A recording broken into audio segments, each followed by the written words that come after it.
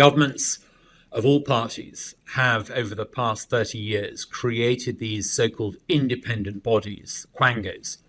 And what they do is that they set them up and they say that they're going to be populated by experts, and whether it's setting interest rates at the Bank of England, or overseeing the budget numbers in the budget, or overseeing the environment, or overseeing climate change targets, they create these independent bodies, and they then defer to these bodies as though somehow these unelected bodies will always make the right decision. And what we know quite clearly is that these unelected bodies often make the wrong decisions. They make bad decisions. They set interest rates too low when they should have raised them. They raise interest rates when they should have lowered them. They get their maths wrong when it comes to budgets. Again and again and again, we see the Quango state, the British administrative state, getting things disastrously wrong.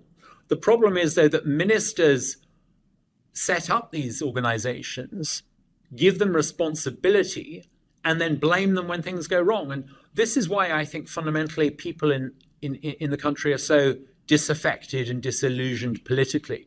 We vote for governments to cut immigration, but an agency set up by the government recommends that we allow the world to come and work here.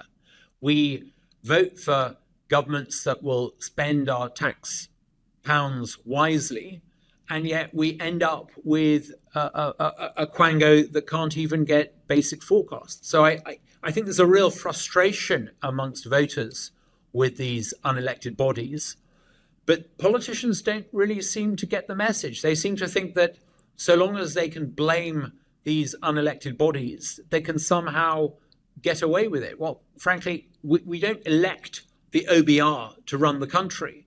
So why are we blaming the OBR? If the OBR is not up to it, get rid of it.